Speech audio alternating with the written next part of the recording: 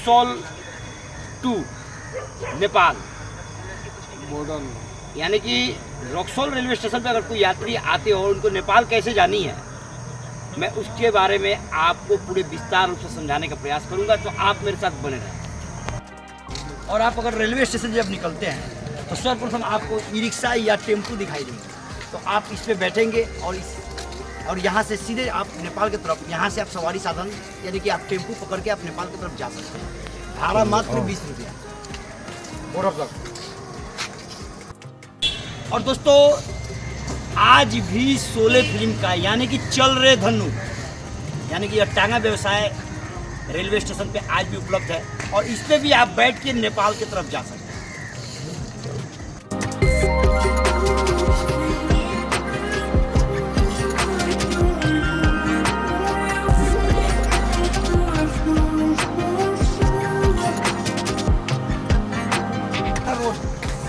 आपको नेपाल की तरफ लेके जाएंगे, तो आप टेम्पू से या टांगा से जा सकते हैं। और दोस्तों हम लोग आज 4 साथी यानी पवन भैया हैं और सुबोध जी हैं और पीछे हमारे हैं अनिल यादव जी, तो पैदल अब चलेंगे हम लोग नेपाल की तरफ। और अगर आप बाहर से हैं तो आप रक्सौल रेलवे स्टेशन पे उतरिएगा और कैसे नेपाल की तरफ जाइएगा, इसकी पूरी जानकारियाँ मैं अपने इस वीडियो के माध्यम से देने का प्रयास। अभी मजा आएगा ना भिड़ो। और दोस्तों यह टेम्पू नेपाल की तरफ ही जा रही है, तो आप रक्सौल रेलवे स्टेशन पे जब उतरे तो इस चीज़ को अवश्य ध्यान रखें कि रेलवे स्टेशन से उतरते ही आपको पूरब दिशा की तरफ टेम्पू लेके जाएगी। और दोस्तों जैसे आप इस साइड से आइएगा यानी कि रेलवे स्टेशन से, तो पहला पड़ाव आपको बाटा चौक की तरफ आएगा, या इसे सरकारी बस स्टैंड भी कहते हैं। तो आपको यहाँ तक पहुँचने के उपरांत मैं बताता हूँ फिर आगे किधर चलनी है, तो आप मेरे साथ बने रहिए। मैं पहले यहाँ का दृश्य आपको दिखलाने का प्रयास करूँ। सरकारी बस स्टैंड, और यहीं पे इसे बाटा चौक भी कहते हैं, और ये रास्ता आपको नेपाल की तरफ लेके जाएगी।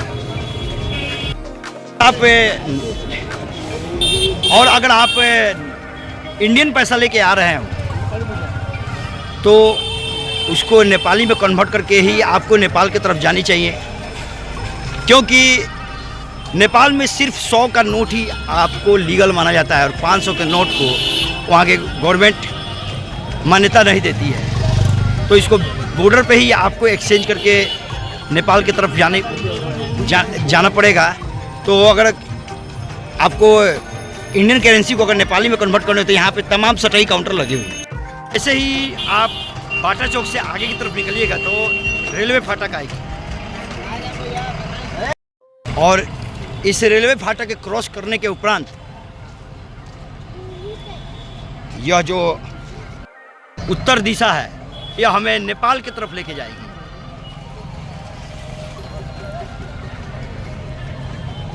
और नेपाल से लोग अपने घर की तरफ जाते हुए, यह हो गया इंडिया कस्टम। जैसे पीछे साइड से अगर आप आ रहे हो यानी कि आप जब नेपाल की तरफ आपकी जानी हो तो टेम्पू आएगी और यहीं पे से आपका यू टर्न मारेगी पूरब दिशा की ओर।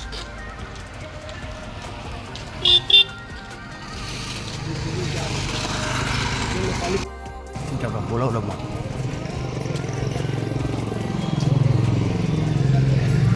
इंडिया की बैरियर हो गई, और यहाँ से जो भी नेपाल में लोग काम धाम करने के लिए जा रहे थे वो आज रिटर्न आ रहे हैं। जब आपको रेलवे स्टेशन से जब आप टेम्पू से आइएगा तो वो इंडिया की टेम्पू होगी जो आपको यहाँ तक छोड़ेगी, और यही टेम्पू ये नेपाल की टेम्पू है, और इसी पे आपको बैठ के फिर नेपाल की तरफ जानी है।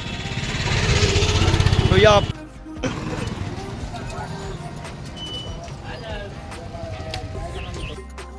और तमाम टेम्पू लगी हुई जो आपको नेपाल की तरफ लेके जाएंगे।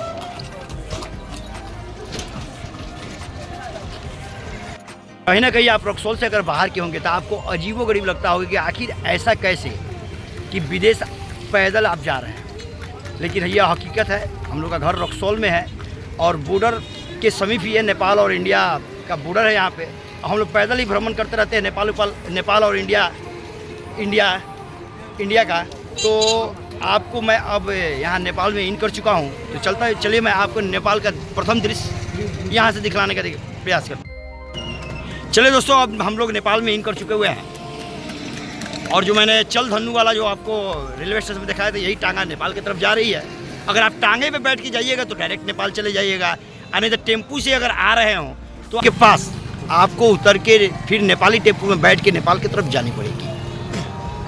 और यह चेक पोस्ट है नेपाल प्रशासन की। माया नहीं माया छा तिम्रो नाउमा नेपाल का।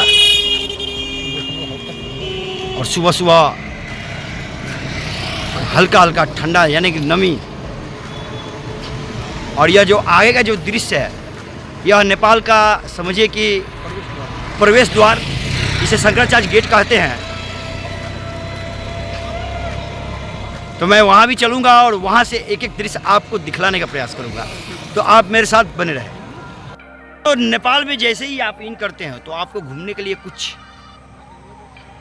जगह है जिसका होल्डिंग बोर्ड लगा हुआ है, यानी कि यहाँ पे देखिए welcome to Parsa national park 31 की है। मनोकामना मंदिर जाना चाहते हो तो उसका भी केवल कार की व्यवस्था वहाँ की गई है। 132 किलोमीटर यहाँ से आपको मनोकामना मंदिर टेम्पल, जो शक्तिपीठ मंदिरों में से एक नेपाल की यह मंदिर मानी जाती है और बहुत दूर दराज से लोग भी वहाँ पे जाते हैं।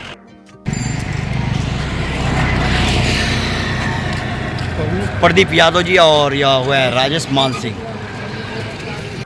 तो ये हैंड शेक को आप देखें बहुत ही गौर से, इसके पीछे भी एक कारण है। कारण यह है कि भारत और नेपाल मित्र राष्ट्र हैं और थे और कभी भी रहेंगे। यह सिंबल का मतलब यहाँ पे यही प्रतीक होता है। और यह वही शंकराचार्य गेट जो मैं दूर से आपको दिखलाने का प्रयास करता था। और एक सबसे महत्वपूर्ण नेपाल की नेशनल फ्लैग,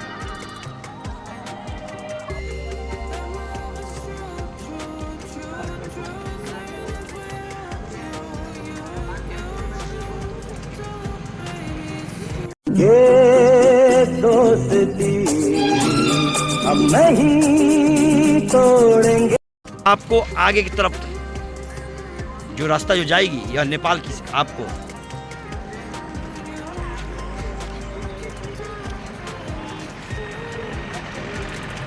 नेपाल की तरफ आपको लेके जाएगी। चलिए मैं इसका भी दृश्य आपको दिखलाने का प्रयास करता हूँ, तो आप मेरे साथ बने।